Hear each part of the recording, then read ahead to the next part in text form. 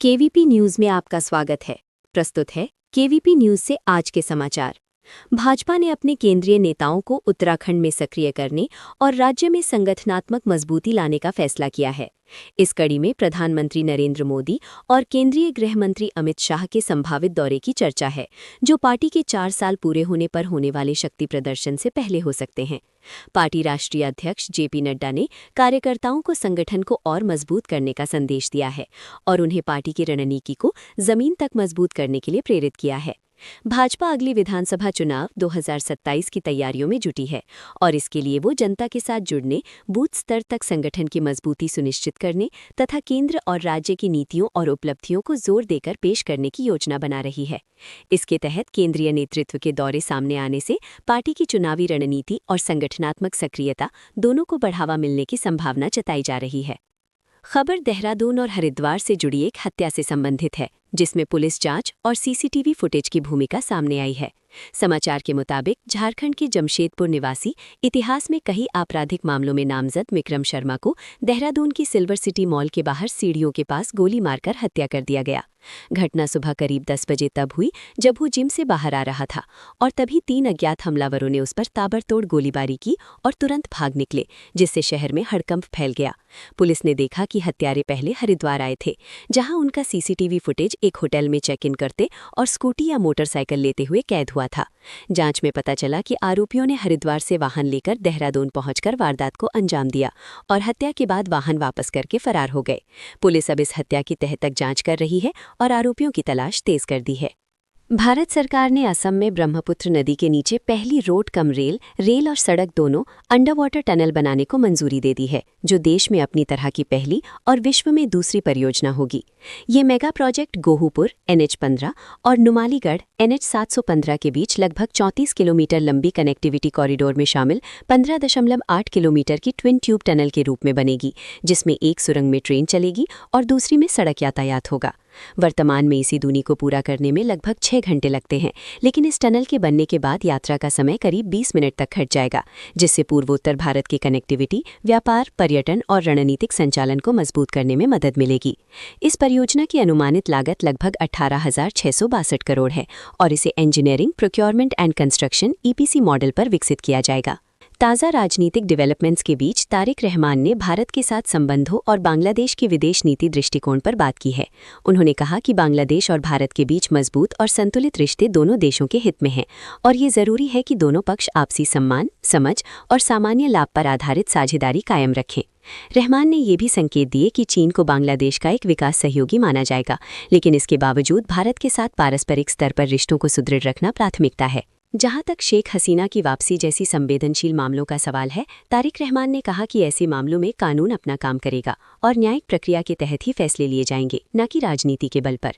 इस बयान से ये संदेश मिलता है कि बांग्लादेश न्याय प्रणाली का सम्मान करेगा और विवादों का समाधान कानूनी ढांचे में करेगा, जिससे दोनों देशों के बीच स्थिरता बनी रहे।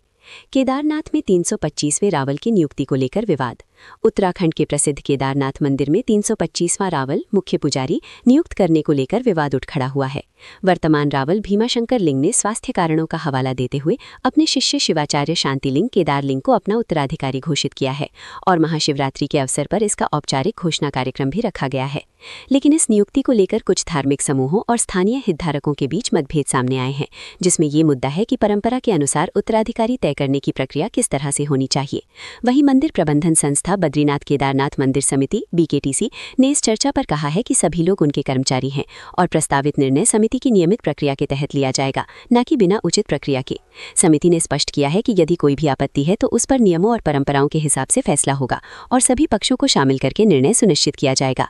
इस विवाद से धार्मिक परंपरा और प्रबंधन प्रक्रिया दोनों पक्षों के दृष्टिकोण सामने आ रहे हैं और मामले को शांतिपूर्वक सुलझाने पर जोर दिया जा रहा है। पाकिस्तान के पूर्व प्रधानमंत्री इमरान खान की स्वास्थ्य स्थिति को लेकर एक गंभीर मामला सामने आया है। हालिया रिपोर्टों में कहा गया है कि उनकी दाहिनी आंख की लगभग 85% रोशनी कम हो चुकी है, यानी अब करीब 15% ही बची है, जिससे उनकी दृष्टि बहुत कमजोर हो गई है। ये जानकारी सुप्रीम कोर्ट के आदेश पर तैयार की गई जांच रिपोर्ट में सामने आई, जिसमें इमरान खान ने बताया कि अक्टूबर 2025 तक उनकी दृष्टि सामान्य थी, लेकिन बाद में वो लगातार धुंधला देखने और दृष्टि समस्याओं का सामना कर रहे थे।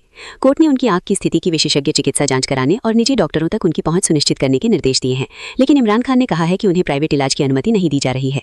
इससे उनकी पार्टी पाकिस्तान तहरीक-ए-इंसाफ (पीटीआई) ने सरकार और जेल प्रशासन पर लापरवाही का आरोप लगाया है और मामले को मानवाधिकार का मुद्दा बताया है।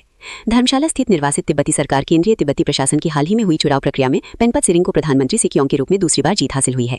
उन्होंने पहले चरण की वोटिंग में कुल मतों का 61.025% से अधिक समर्थन हासिल किया, जिससे उन्हें अंतिम दौर तक जाने की जरूरत नहीं पड़ी और पहले ही चरण में विजयी घोषित कर दिया गया। इस तरह तिब्बती निर्वासित समुदाय ने उन्हें दोबारा सत्ता में भेजा है, जो उनकी व्यापक लोकप्रियता और नेतृत्व को दर्शाता है। इस चुनाव में कुल 51,140 निर्वासित तिब्बती मतदाता शामिल हुए, जहां पेनपत सिरिंग ने अपने प्रतिद्वंदियों को पीछे छोड़ते हुए स्पष्ट बहुमत से जीत दर्ज की। बॉलीवुड की बहुप्रतीक्षित फिल्म डॉन 3 को लेकर विवाद अब और गहरा गया है, जहां मुख्य कलाकार रणवीर सिंह और निर्माता निर्देशक फरहान अख्तर के बीच वित्तीय और रचनात्मक मतभेद सामने आए हैं। ये विवाद तब शुरू हुआ जब रणवीर सिंह ने फिल्म से बाहर होने का निर्णय लिया, जिसकी वजह उन्होंने स्क्रिप्ट और रचनात्मक असहमति बताई। इसके बाद एक्सेल एंटरटेनमेंट ने दावा किया कि इस निर्णय से उन्हें लगभग 40 करोड़ का नुकसान हुआ है और उन्होंने इस राशि को मुआवजे के रूप में दर्ज करने की बात कही है, जिससे दोनों पक्षों के बीच कड़वाहट बढ़ गई है। स्थिति को शांतिपूर्वक सुलझाने के लिए प्रोड्यूसर्स गिल्ड ऑफ इंडिया ने मध्यस्थता की पहल की है और फरहान और रणवीर से इस मुद्दे पर बातचीत करने का निर्णय लिया है, लेकिन अब तक कोई स्थायी समाधान नहीं निकला है और दोनों पक्ष अपनी अपनी दलीलें पेश कर रहे हैं। यदि मध्यस्थता सफल नहीं होती है तो मामला आगे cine and TV artist association (CINTA) तक भी पहुंच सकता है। इस विवाद के बीच फिल्म की प्रगति भी प्रभावित हुई है और डॉन 3 का भविष्य अनिश्चय की स्थिति में है। तमिल सिनेमा के सुपरस्टार धनुष को एक पुराने प्रोजेक्ट को लेकर प्रोडक्शन हाउस से 20 करोड़ का कानूनी नोटिस भेजा गया है।